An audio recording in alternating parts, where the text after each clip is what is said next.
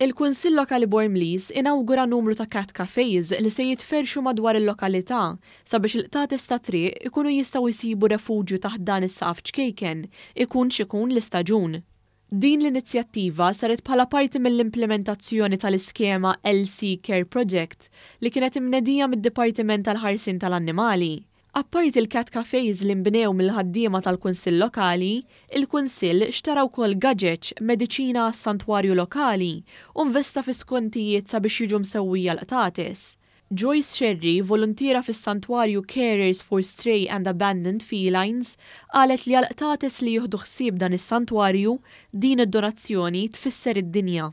Lejnuna li ħajtuna per eżempju mediċini u affarijiet hekk dak aħna ninfqu ħafna kull xahar, medications u hekk, ġifieri dan tista' tgħid li we covered għal naqra żmien mhix ħażin.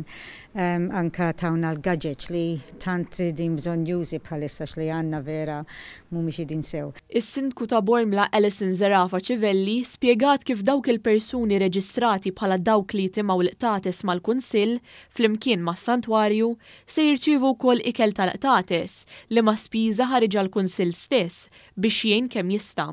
Il-cat cafes li nħaddmu mill-ħaddiema tal-Kunsill Lokali ser nagħmluhom fit-toroq jew f'ġonna jew f'postijiet fejn jinġabru dawn il-qtates ħalli jkollhom il-qoħ għax-xita u xemx fi żminijiet diffiċli. Jiġifieri se jkunu qed jibbenefikaw minnhom l-annimali tagħna li jgħixu f'Bormla stess. Il-Ministru għad-Drittijiet tal-Annimali Anton Refalo tenna l-impenn tal-Gvern f'dan is-settur u stqarr li bħalissa għaddejja ħidma sabiex jitnedew skemi simili. Beħsiebna nagħmlu aktar skemi li huma importanti, skemi li aħna nagħtu dik l-għajnuna importanti sabiex aktar il-Kunsilli u l-NGOs jkunu jistgħu jagħmlu xogħol siwi fit-trattament tal-annimali.